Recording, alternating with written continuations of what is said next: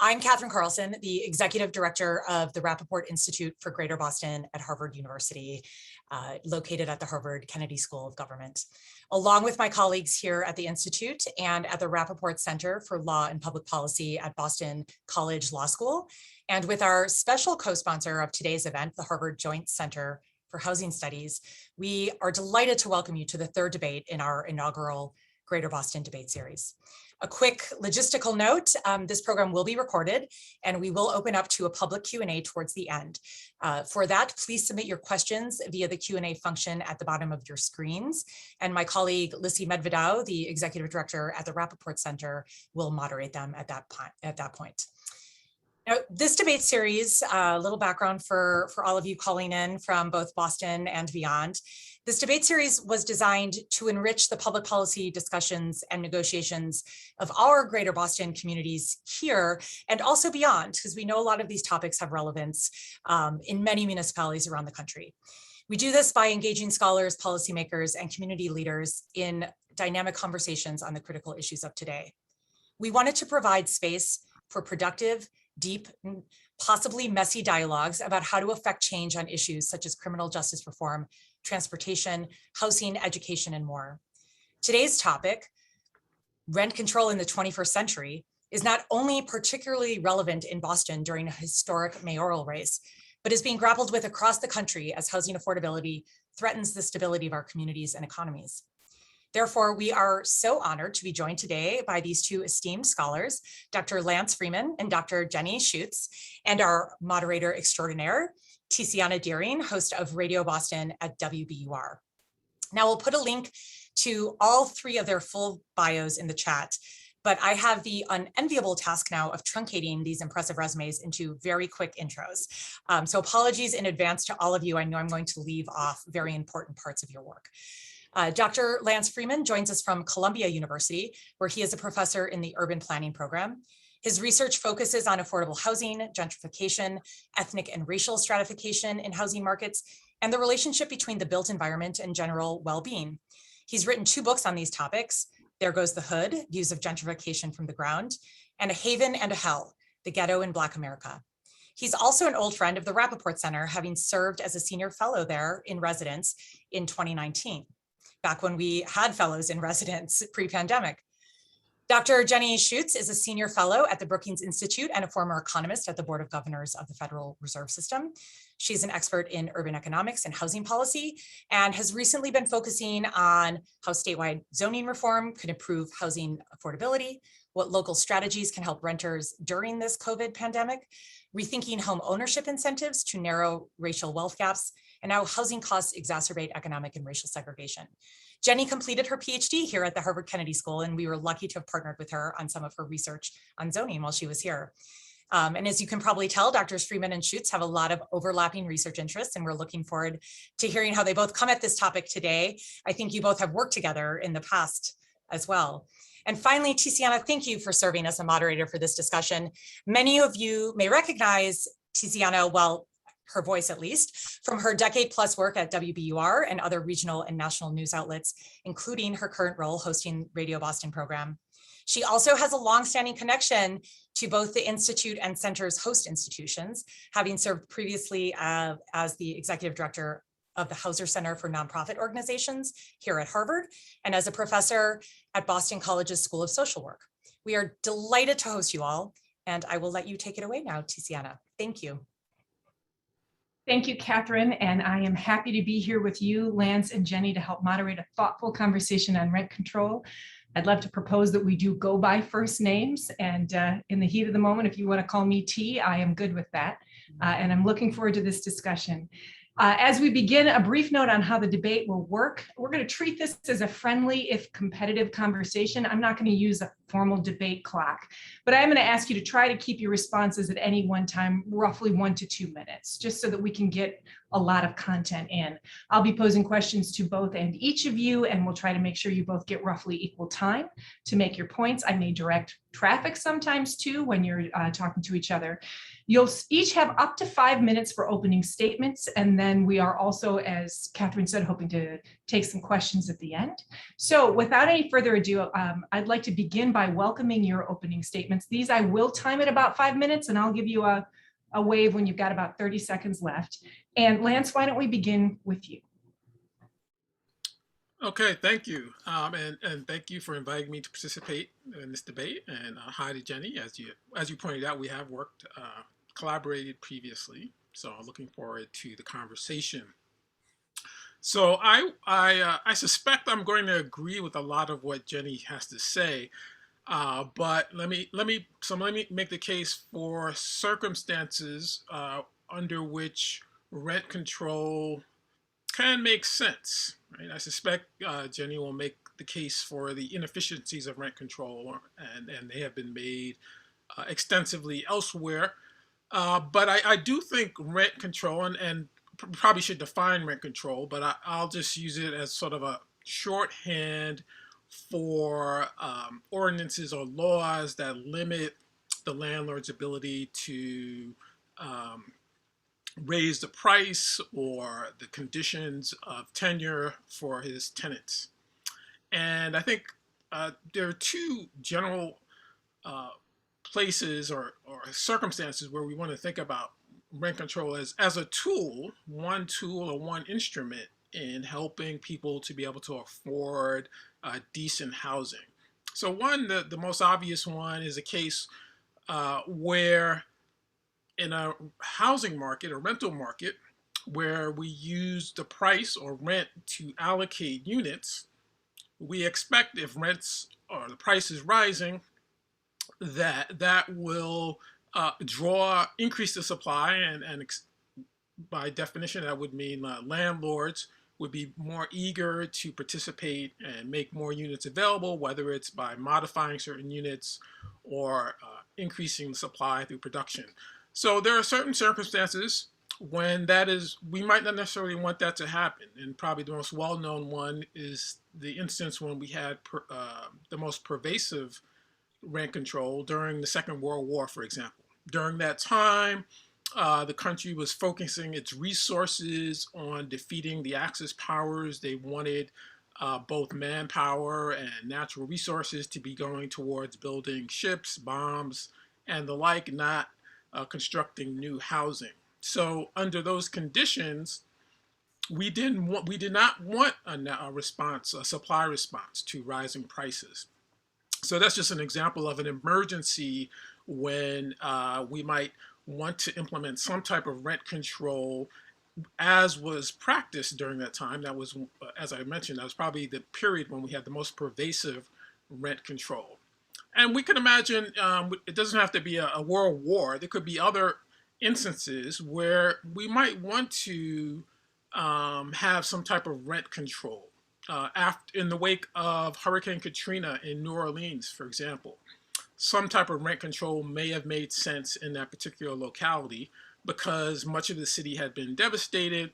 And while we certainly wanted to rebuild and have landlords have the incentive to do that, you can imagine some type of rent control so that existing units perhaps could have been allocated in a way that we think is more equitable and not just rely on rents.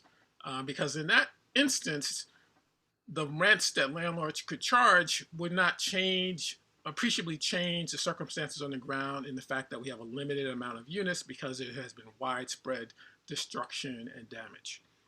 More recently, and closer to home, we're still living through the pandemic. And during this time, particularly in the early days, we didn't want people to leave their homes, and we didn't want new construction to be occurring, right? We wanted to limit economic activity to a certain extent. And so certainly in those conditions, some type of rent control might make sense, and indeed was passed. You could look at the eviction moratorium. It's not rent control per se, but there's some similarities there. And some places did indeed enact rent freezes, Washington, D.C., for example. So rent control can be a tool in those types of circumstances. And then the last one I'll put out there is that if we want to help low-income households or people to be able to afford their housing, and I suspect Jenny may make this case, rent control is probably not the most efficient way to do that. There are other tools and instruments that can be employed that are more efficient in terms of better targeting, less cost, less spillover or side effects than rent control. However, we're at 5 minutes, so if you could wrap up quickly. Okay, I'll be quick. However, it seems for political reasons, I think primarily, we seem to lack the political will to fully implement those other tools, such as housing vouchers. So, lacking the political will for these other more efficient subsidies, in some cities, it may be more politically feasible to enact rent control. And so, given the choice of insufficient housing subsidies and no rent control, or insufficient subsidies and rent control, I think the case is less clear cut that rent control is not something that we would not want to pursue. Thank you, Lance. So Jenny, I'm going to give you equal time to what Lance just had, and I'll turn it over to you. Great. And Lance, thanks for making a couple of my points for me. So I will definitely hit on some of the same themes. I want to start by framing why rent control is coming back on the table. Because for those of us who've been studying housing policy for a while, it's been a little bit surprising that in the last maybe 3 or 4 years, this has really come back into play as a viable option, not only for cities, but a couple of states. Oregon has passed essentially a statewide rent regulation law. And to frame why this is so important, why housing affordability is getting a lot of play at the moment, we need to understand 3 different trends that are going on, particularly in places like Boston.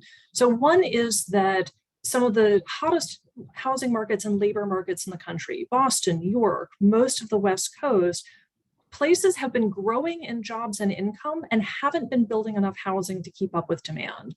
So local and state governments have created all sorts of regulations that make it hard to build housing, and especially hard to build multifamily rental housing, which serves mostly low and moderate income households. So we have this shortage of housing that's been accumulating really for decades. We also have a problem where the incomes at the bottom end of the scale haven't kept up with the costs of providing market rate housing.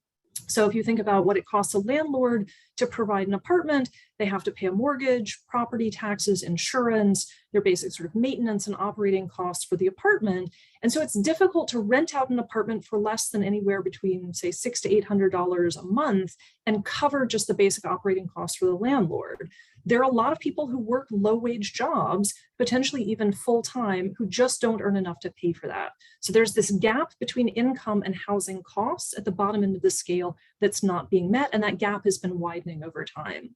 Then the third piece I'm going to throw in there is that places like Boston have a lot of older housing that has high maintenance needs. Much of it is not energy efficient. It's not set up to deal with climate change problems, including being located in the wrong places. So we have these sort of 3 big problems of housing affordability and housing availability.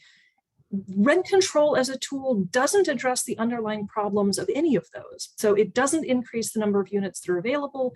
It doesn't directly target low-income households and give them more cash to help pay the rent. And it doesn't deal with the issues of an aging housing stock. So if we want to think about rent control as one of the possible tools, we also want to think about other tools that can more effectively target those direct problems. And Lance, I think, hit exactly on the reason why this is coming back as a popular tool. The problem is that all of the other stuff either costs money. Providing housing vouchers to help poor people pay for housing is expensive. The federal government has not so far been willing to step up and provide that. Upgrading our housing stock to make it more energy efficient and climate resilient costs money. Where does that money come from? Building more housing requires local governments to make some really hard choices to push back against their residents, their voters, their homeowners who don't want more apartment buildings in their neighborhood. So faced with not enough funding from the federal government and political pressure from local residents against the supply solution, local governments have settled on things like rent control and inclusionary zoning, which effectively push the problem onto the private sector. Private landlords need to offer apartments at below market rates or not raise their rent as much as the market would bear. private developers should build properties that set aside units for low-income households. So this is essentially local governments who are very cash-strapped, trying to push the responsibility for solving affordable housing onto the private sector as one of the few tools that's available for them. So I'm very sympathetic to why local governments are doing this. The concern is rent control doesn't actually fix the underlying problems, and it can create a bunch of distortions in the market depending on the way the programs are designed. So hopefully we'll get a chance to talk a little bit more. This turns out to be an area where the devil really is in the details, and how you design a rent control program can matter quite a lot for its impacts. Thank you, Jenny. Lance, do you agree that the devil is in the details here? Yes, I think potentially that could be very important. So most rent control programs aren't really necessarily strict rent control programs. So for example, I'm most familiar with New York City's program. There's only probably 30,000 units that have strict rent control. A much larger section, maybe 900,000, approaching 1 million units, have rent stabilization. And then there are differences. The landlords have a lot more leeway under rent stabilization to raise their rents.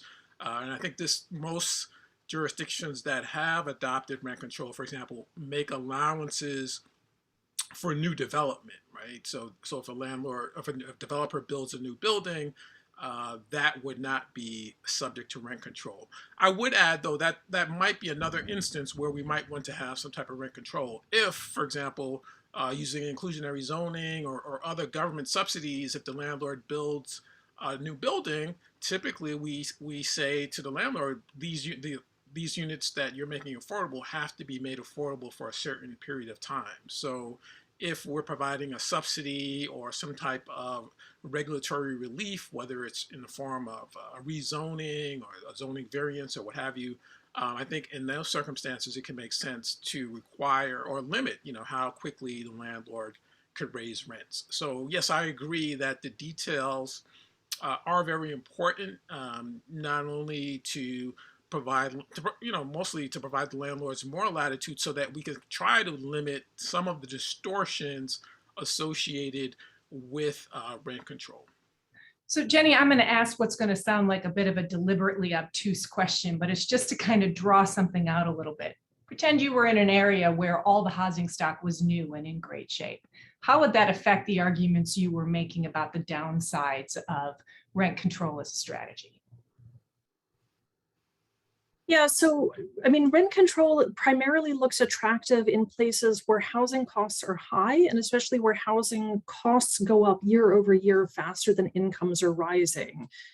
So if we look at places like Dallas and Atlanta and Phoenix, those are places that have a new housing stock, that have a lot of new construction coming online, and they don't have the same kind of affordability problems that places like Boston and New York and San Francisco do. So it's not directly that new housing doesn't require rent control and old housing does, but the cities that haven't been building enough housing to keep up with demand tend to have both older housing and not enough housing, which means they have higher housing costs. So I will say that one of the concerns that we've often seen with rent control is that it's seen as a disincentive for landlords to take good care of the existing buildings, right? So if the landlord can't raise the rent, why should they go in and replace the HVAC system or put in maintenance to keep the elevator working? And the older forms of rent control, some of them really did incentivize landlords to just let properties kind of decay because they couldn't recoup the cost of investment. One of the ways newer programs tend to deal with that is that if landlords make, say, a capital improvement to the building, they're allowed to pass that along to their residents. And there's usually a process to say, look, I spent $20,000 upgrading the elevator system. I'm going to pass that along to my tenants by raising the rent by so much, right? So that's one of the ways to get around the distortions. On the other hand, it then introduces more complexities. So somebody has to check and make sure that the landlord actually did spend $20,000 upgrading the building and isn't just doing this to get around the rules. And one thing that I think is really important for local governments to consider they tend to think of rent control as sort of a free way to get below market housing. There isn't a direct public subsidy going into it, but you do need to take into account the staff costs of administering and overseeing the program. You have to have people whose job it is to double check that landlords are applying the rules the way they're supposed to, that if tenants feel that their rent is being raised unfairly, that there's a mechanism to address that. And that usually does come out of the local government's budget to administer and oversee the program. Okay, so I'm going to go back to first principles and ask you a couple of sort of lightning round questions. So that, you know, the full title of this debate is rent control a good way to protect and stabilize renters? Now, I'm in Boston, unabashedly about Boston, which is what originated this debate series. So I'll ask you both just briefly, do you agree that we are at a moment where in Greater Boston, we need to stabilize and protect renters? Lance? Yes, I think we do need to, you know, in cities like Boston and New York, San Francisco, and indeed across the country, we do need to help people to be able to stay in their homes. And I think, as I mentioned in my introduction, I think there are certain instances where rent control can be one of the tools that we might use to achieve that end. In addition to other tools, right? There are other ways that we can help protect low-income renters. I think there seems to be a sea change in terms of our attitudes towards public spending. You know, it hasn't completely translated into housing assistance yet, but I think I try to be optimistic and see how that will play out. And Jenny, do you agree that Greater Boston is a point where stabilizing and protecting renters is a necessary public policy agenda item? Absolutely. Low-income households in Boston and pretty much everywhere in the country are spending on average more than half of their income on housing costs, which makes them very financially vulnerable. Even before the pandemic, these were households who had no financial cushion. We'll say this is not just renters. Low-income homeowners are also spending about half of their income on housing. So again, this is really a problem that some people earn too little money to afford the cost of housing. And the best way to deal with that is by plugging the gap with cash, preferably from the federal government. The state governments could also do more. So, you know, the most direct way to deal with this is not with rent control, which doesn't necessarily go to low-income households, but to give cash to people who earn low incomes. Okay, so I want to pick up on one other thread, and this is me just asking you. Having listened to the two of you in your opening statements, I feel like what I am hearing from the two of you is that neither of you think this is the optimal go-to solution. It is a tool that has its flaws, but it's not like the first thing that either of you would go to try to stabilize and protect renters is rent control. Is that correct in your case, Lance? That's correct. Okay. And Jenny, is that correct in your case? Yes, that's correct. Okay, so now I'm going to pick up on some data that Jenny hinted at, and I'm going to read you some data, and then we're going to pick up on that thread for the Greater Boston area. So according to the Boston Foundation's Greater Boston Housing Report Card in 2020, they said in part, as of 2019, the Boston MSA, which is the Metropolitan Statistical Area, had the third highest rents in the nation, with the median rent for a two-bedroom apartment in Greater Boston at $2,500, tied with Greater New York City and similar to Greater Los Angeles and San Diego. Later, they refer to Greater Boston being cost burdened. Jenny, to your point, since they spend 30% or more of their income on housing. Now, with that in mind, according to a 2021 report from the National Low Income Housing Coalition, the average renter wage in Massachusetts is $22.65 56 cents per hour. But a two-bedroom housing wage is $36.24 per hour. So you've got about a $14 gap there between what you would need to keep less than 30% of your spending on rent and what people are actually making. What is the number one most important strategy, Jenny, to address that data? So there are actually two prongs to that. One is to make sure that there's more federal funding available for low-income households. So expanding the money for housing vouchers, for instance, which is actually in some of the legislation being considered. But Boston is also going to have to produce more housing. Just providing subsidies without building more housing doesn't fix the problem, because landlords can absorb that by simply raising the rent, and people aren't any better off. So Boston absolutely has to do both of the things together. It has to make it faster and easier to build housing, especially multifamily rental housing, which is discriminated against by zoning, and provide more cash to low-income households. Thank you. And Lance, how about your answer to that question? The most important thing to address that gap and the impact it has on housing and housing affordability. Yeah, I mean, I for the most part agree with what Jenny said. I think we both have to address the supply side of housing. So we need to encourage and incentivize and make it easier to build more housing to the extent possible.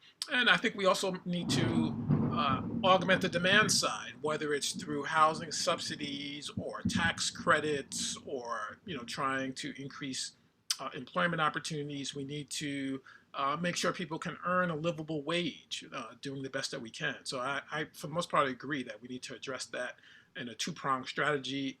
Incomes have been stagnating on the lower end of the distribution, and as Jenny had pointed out, in research that we both have done, in many big cities, larger metropolitan areas, it's very difficult to build new housing. And do the two of you agree? Am I feeding back to you correctly when I think I've heard both of you say that part of the reason we are back here at the rent control discussion is the lack of political will to adopt what you would both say are more effective and efficient long-term solutions? Lance, is that fair to characterize?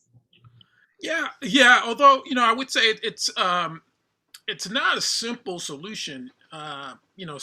It's easy to say that, well, we just need to allow more housing to be built. But there's something of a tension between our desire to have a dynamic economy that grows, where people are mobile, and at the same time to build stable communities, which has, as the pandemic has emphasized or brought to our attention, how important it is to have strong social connections.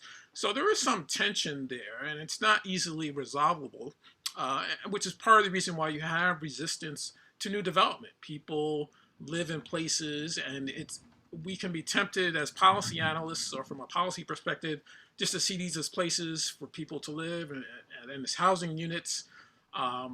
But they're also communities and they're homes for people, and people want to feel connected to their community. People want to feel safe in their community. Rent control does help with that, and I think that's one of the reasons why it is popular, because people are pointing not to the efficiency or the market distortions of rent control, but to the fact that, oh, this is going to help my neighbor who's part of my community stay here. Right? And it's hard to capture that in a strictly cost-benefit calculus. But I think it does manifest itself in the politics. And that's why you see people resistant to new development, to change in general. And so that part is challenging. Yeah, it would be, I guess I would agree, if we could build more housing, and if it was easy to build more housing, that would help solve the problem in terms of rising housing prices. But it's a challenge to do that. And it runs against some of our basic human needs and desires. That's to have a stable, safe community. So Jenny, I want to pick up on what Lance is saying there and then turn to you.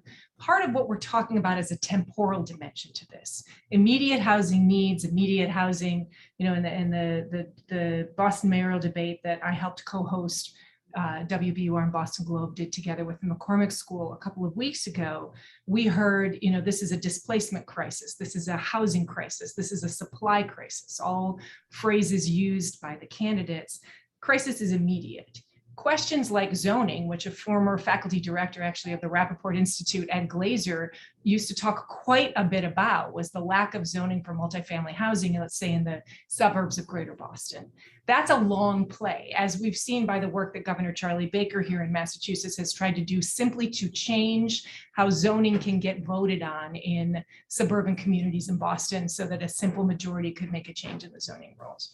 So where does rent control fit into a picture of immediate relief alongside something like what Lance talked about with eviction moratoria, which we know are being used in the face of the COVID-19 pandemic for immediate relief, given that these bigger fixes are significantly long-term and people are hurting right now? Yeah, that's a great question. And in addition to the time component, I also want to bring geography into it.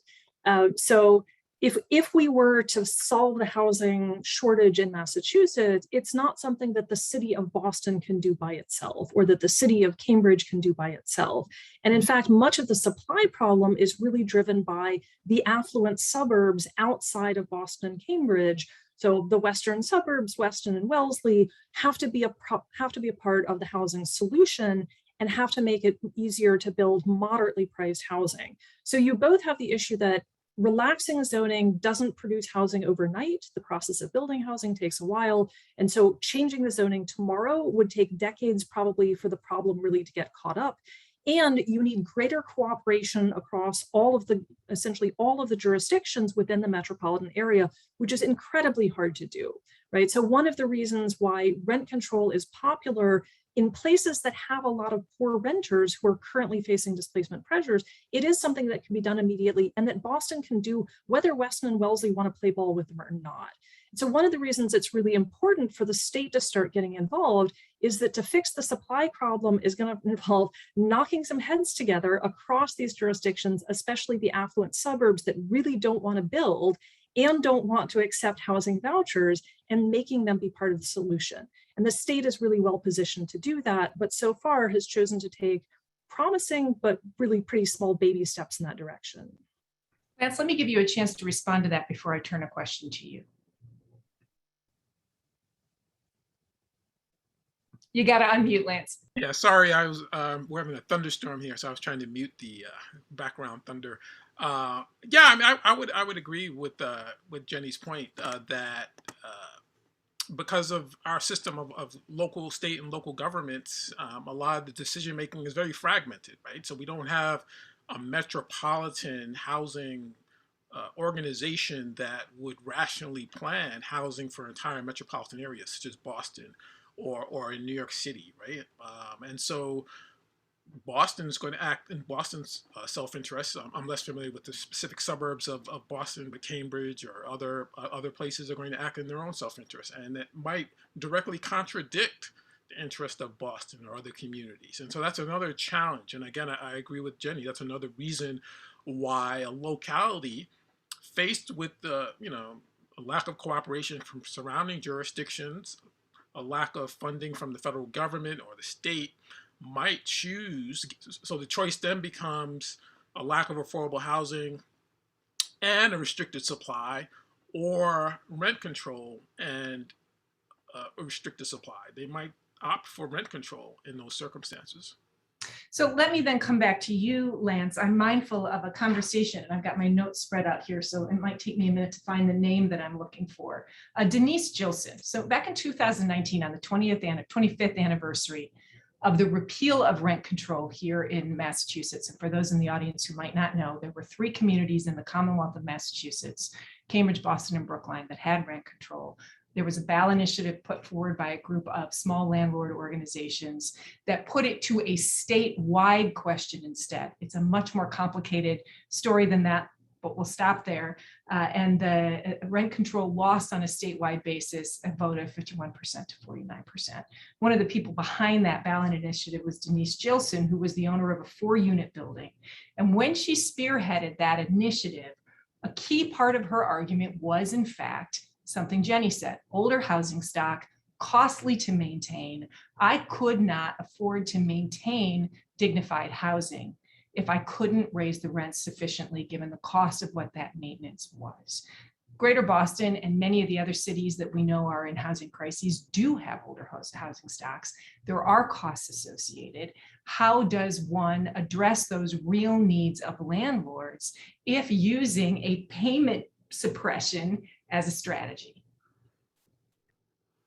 Well, what New York City tries to do is to, I think Jenny had mentioned this, they try to make allowances for increases in the cost of maintaining a building. So when the Rent Regulation Guidelines Board meets, and it's made up of representatives from tenants, landlords, and then academics sometimes, or politicians, they meet and discuss how much should we allow landlords to raise their rent? And the various parties can submit evidence, heating costs are rising by X amount, labor costs are rising by another amount, so that ideally the board will take into consideration the increased costs of maintaining a property. And when they make a decision about how much to allow rents to rise, it will reflect that increase in the cost of maintaining a property.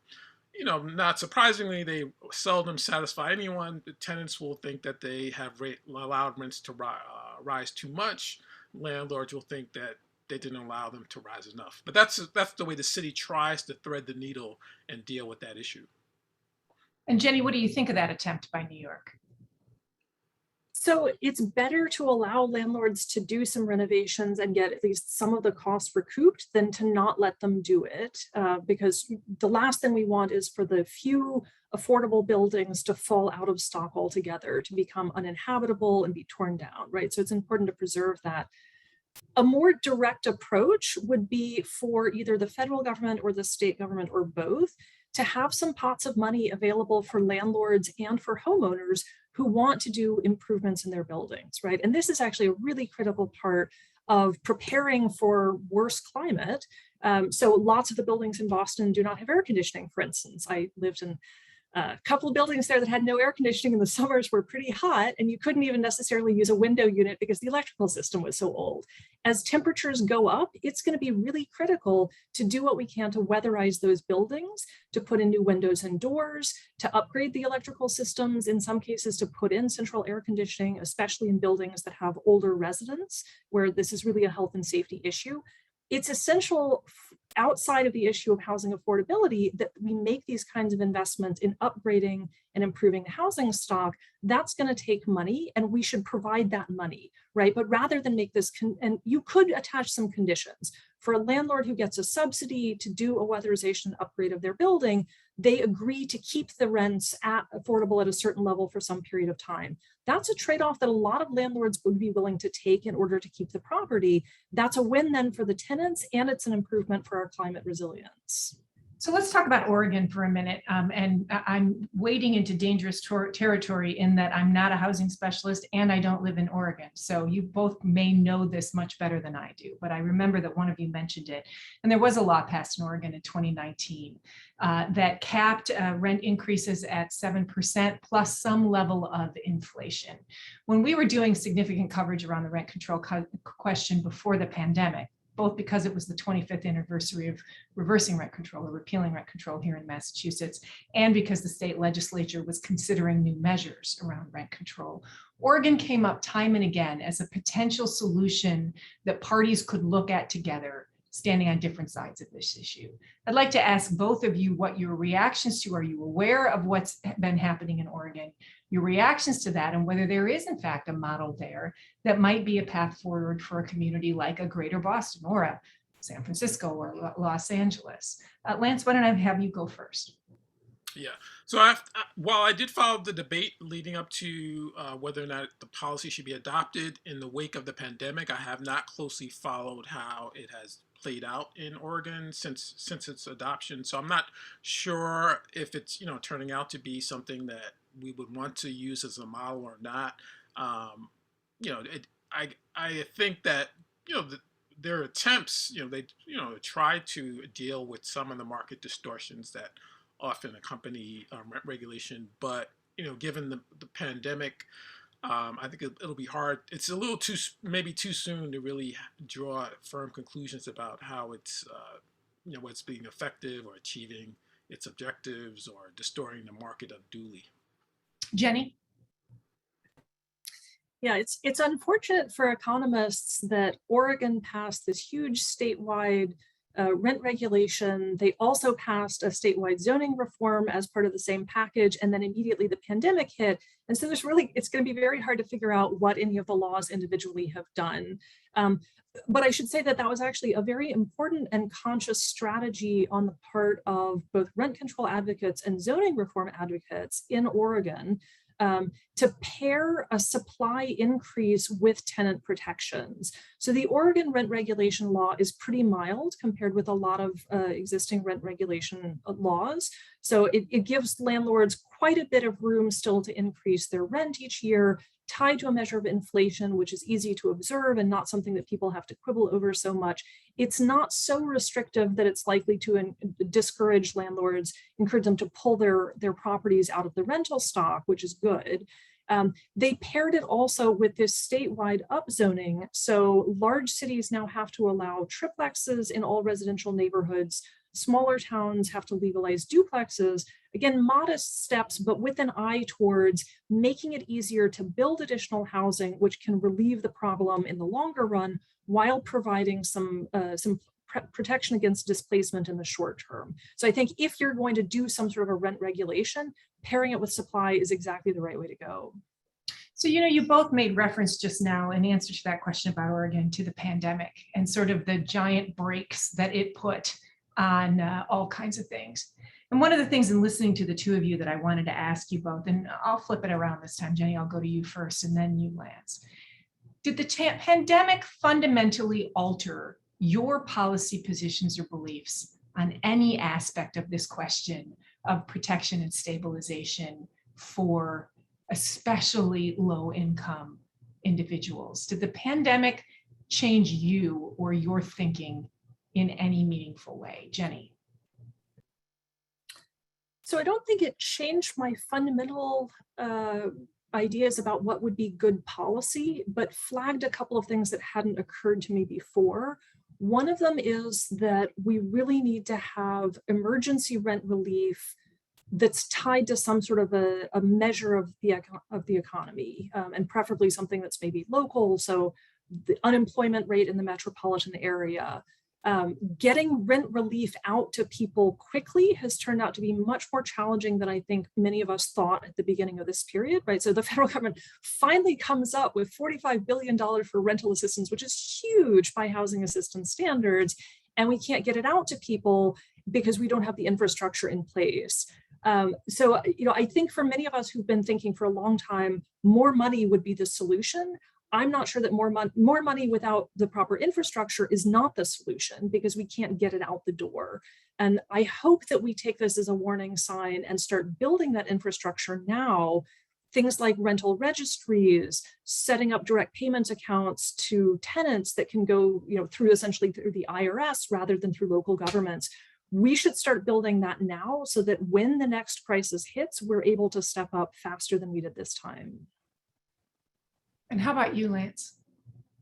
Sure. So I guess I had sort of conflicting reactions. I wouldn't say my perspective totally changed, but on the one hand, I was, in some ways, I guess you could say, pleasantly surprised that we were able to come together and put together a pretty large package of relief to sort of dampen the impacts of the pandemic. And so in that regard, I'm somewhat optimistic that perhaps, resources could be found, political will could be found to devote the resources to address some of the housing problems that Jenny and we've been talking about during this debate. On the other hand, our sort of disjointed response to the pandemic in general, particularly from the public health perspective, gives me pause in terms of whether the extent to which we'll be able to develop a coordinated, comprehensive response that's necessary. Particularly we just talked about the need to coordinate at the metropolitan level and what have you. So I'm a little bit less optimistic about our ability to do that, particularly in light of what has happened in terms of our response to the pandemic. So in a moment, and I'm giving the heads up to people that our audience can't see right now, but in a moment, I'm going to be turning it over to start looking at some of the audience questions because they are coming in fast and furious. But I'll do a bit of a lightning round last question from me to the two of you, which is, what is the area in which we most lack imagination right now in terms of solving housing crises for people facing a housing crisis? Lance. Yeah, well, I think how we can both allow for, local control or local influence, yet at the same time encourage localities to recognize their responsibility or the impacts of the decisions on the larger area, right? So people, when these decisions are made at the local level, not surprisingly, local jurisdictions are focused on their local problems, or Boston is focused on Boston. So I don't think we have effectively developed incentives or a system of governance or a system of incentives that would encourage the type of cross jurisdiction cooperation that we need to solve problems like the affordable housing crisis. Thanks, Lance. And Jenny? I think two areas. One is that we have gotten stuck into political ruts that are hard to break out of. So the conversations that we're having about the need to relax zoning, build more apartments, cross-jurisdiction collaboration, this is what I wrote my dissertation on many years ago. And we're having exactly the same conversations today. And the political conversation has not moved forward. So I don't know whether that's a lack of imagination or a lack of leadership to sort of pick something up and shake things up, but the people are dug into their positions and not really willing to reconsider. The other thing that we haven't done particularly well is to think about how renters can build wealth and achieve financial stability while staying renters. Our solution to wealth building in this country is essentially become a homeowner, buy a home, the house appreciates and you will become wealthy. And I think our reluctance to deal with tenant protection laws across the board, not just rent control, but legal protections for tenants as well, and to provide some sort of viable pathway for renters to accumulate wealth and accumulate savings is really a failure of imagination, and also sort of a saying renters don't matter, right? All of our energies go towards homeowners, and we're going to figure out how to get people from renting to homeownership as quickly as possible, rather than making renting a better experience. And when you look at other rich countries, that's not the case. And I think we've had a failure to look outside of our immediate borders and come up with better ideas that other people have already tried. Thank you. I think now Lissy Medvedow is going to join us. Hi, Lissy. Hi, everybody. Thank you so much. You have spoken a great deal about supply and demand, of course, and about the need to have governmental influx of funding, state, federal.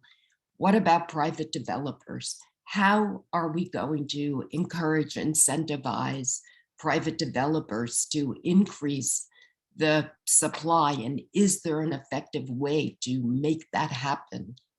Let's have you both answer that. And if we could do tight answers on these, please, so we can get to as many audience questions as possible. Lance, would you go first? Yeah, so certainly the private sector has to be involved. And, I think we have had some success, incentivizing developers to engage in developing housing and affordable housing, whether it's through subsidies or through tax credits, for example, or using the zoning code or other types of regulatory relief to make it easier for developers to build. But I think, generally speaking, developers do respond to the bottom line. And so if we make it more profitable for them to build, they will do that. They will follow the money. Thank you. Jenny. In most parts of Greater Boston, developers are champing at the bit to build, and the government is getting in their way and making it hard to do and making it more expensive, which gets passed along to consumers. So for most of Boston, the answer is get out of the way and let the developers build stuff. Feel free to tack on impact fees that feed into affordable housing, but stop making it so hard to build apartments. Back to you, Lissy. Okay, so we have a couple of questions about what I'll call congestion pricing. You talk about needing to really unify the wealthier, more affluent suburbs to become part of the solution and not be part of the problem. How do we engage people? And one person specifically asked, would having a commuter tax help the situation? Jenny, would having a commuter tax help the situation? Well, having a commuter tax is one way to raise revenues from people who live in the suburbs and work in Boston. And you could use those revenues, for instance, to subsidize affordable housing construction. But you can potentially create other issues where it encourages employers to move out of the city in order not to pay the commuter tax.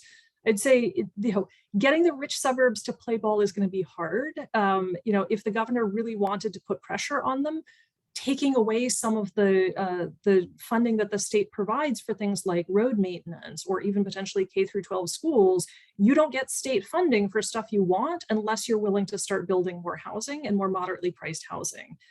That said, I wouldn't want to be the elected official who has to do that because there's going to be an enormous amount of blowback. Let's see if we can grab a question now for Lance. Lance, several people are coming back to you about really what's the best solution if the main cause of the housing crisis is due to housing demand exceeding supply. What is the best way to resolve that? And people have asked about, do you actually think rent control addresses it? I think you've answered that. But what would be perhaps the single most effective solution to the problem? Yeah, that's a great question. And I don't know. I know the person asking a question wants a single response, but I'll take the liberty to say that I think it's you need a two-pronged approach, right? I mean, I think we need to operate both on the demand side or the income side, which is not really a housing question per se, even if we could put it in forms of housing vouchers, but that's really augmenting someone's income, right? So I do think we need to do that. And then we also need to address it on the supply side. We do need to think about how can we make housing markets more dynamic so that they are able to respond to changes in demand. The term rent derives from the idea of the property owner sort of gaining something that's unearned, right? They're gaining rents. And what we want is landlords producing more housing, not simply holding on to the properties that they own and recouping increasing rents simply because the supply is restricted, right? So we want the supply to be dynamic, and we also want to address this on the demand side through augmenting incomes, particularly at the lower end of the distribution. There's been a lot of talk about guaranteed incomes, guaranteed jobs, increasing housing vouchers. I think we really need to think about doing both if we really want to address the problem. We have a question that says, if the community believes providing affordable housing is something that is actually important, why make just the landlords pay? Why not provide a means-based rent subsidy to renters, which would then have everybody contributing to the solution? Jenny. Sure. Well, I mean, they should. If the community thinks that it's important, then people who live in the community should reach into their pockets and pay more in taxes to provide subsidies for people who live there. It turns out to be one of those things where if you ask people in the abstract, do you think we should have more affordable housing and more housing subsidies? Lots of people will say yes. And then when you ask them, great, we're going to build a subsidized apartment building directly across from your house, they get really upset about it. And so this turns out to be an issue where people support it in theory and may even be willing to pay higher taxes, but they don't want to have low-income renters living in their neighborhood. And at some point, people are going to have to do some introspection and grapple with, you can't have both of those things. Go ahead, Lissy. You've talked about NIMBYism and the need for multifamily housing. How is the best way to achieve that in a city such as Boston? Yes. Is the question in terms of how to overcome the political resistance to building multifamily housing? Yeah, I think coupling new development with other amenities can be something that helps overcome resistance. I sit on my town's planning board, and we have our share of NIMBYism in our town. And oftentimes we ask the developer to make some changes. Sometimes they're just cosmetic, but giving the community an opportunity to feel like they are benefiting from the new development. And if you can do it in a way that doesn't raise the cost of new development too much, then that's even better, right? But giving the community an opportunity to feel like they they stand to benefit in some way from the new development, whether it's through affordable units, designing the building so that it fits in with the existing streetscape, providing open space or what have you. I think that can be an effective way of overcoming some of the NIMBY opposition that you often find that's opposed to new development. So I'm mindful of the time. It's always hard to thread this needle when there are a few minutes left. Lissy, do you have one more question that we could do sort of a short response from both panelists on? Quickly looking through to see. I think many of the questions really want to figure out, is rent control the solution here? And how do we achieve rent stability and rent control in a way that benefits renters, and I'm going to add here, and benefits landlords? Jenny, you've talked quite a bit about owners also needing some protections.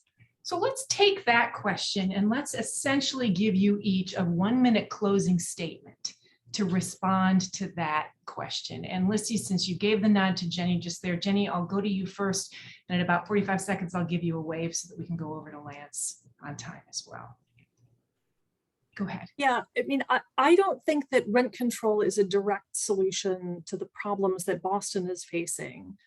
I hope that you take the chance with it coming up in the mayoral race to focus more attention on what are the underlying problems, how can they be solved, to really ask the community, both in Boston and the surrounding communities, if we're going to deal with this as a region, if we want to be able to continue attracting and retaining good workers, if we want to allow the kids and grandkids of current residents to move back here, we have to change the way that we build housing. And so, it's really going to involve cooperation across jurisdictional boundaries and people accepting that high income residents may have to accept neighbors that they hadn't thought they were going to have to be willing to play a little bit more nicely with one another and to plan things regionally. But this is a good opportunity to move past some of the arguments and some of the political stasis and have a real conversation about solutions. Thank you, Jenny. Same for you, Lance, kind of a closing statement for a minute in response to that question. Yeah, I think to address the crisis, you have to be willing to compromise, and we're not going to be able to implement the perfect solution. So something that perhaps includes rent control as a way to allay some of the concerns of incumbent renters, but at the same time, promising something for developers, relaxing some of the restrictions, perhaps increasing densities or what have you. That way, some of the constituents who feel that they might be harmed by rent control or harmed by new development, both sides can get a little bit of what they want. And I think that type of incremental change is probably the best that we could hope for. But that said, I do think it's something that can improve circumstances and provide more affordable housing and allow for a more dynamic housing market. Well, I'm going to call it quits on my part of this now and thank Jenny Schuetz and Lance Freeman for such a thoughtful conversation. Lissy, can I turn it over to you now for our goodbyes? And I want to add my thank you to Tiziana Deering, who is always truly our moderator extraordinaire, and to thank both you, Jenny and Lance, for really heightening our knowledge and awareness and giving us such a thoughtful analysis. There's a lot of work to be done in this area, and there are many people I know thinking about it. I also want to thank Catherine Carlson and Polly O'Brien, Jeff Liebman from the Rappaport Institute, Cindy Wynn and Dan Canstrom from the Rappaport Center, and David Lubroff and his entire team from Harvard's Joint Center for Housing Studies. And I want to share that the Rappaport Center will be holding a follow-up program about zoning and equity. You've spoken a lot about equity issues here, really, and much of the conversation about housing really has a foundation in the zoning laws. So on October 21st, a virtual program, we will be holding a program on zoning and equity. And for those of you who'd like to participate, You can email us at rappaport@bc.edu or find us. We are happy to let you know about it.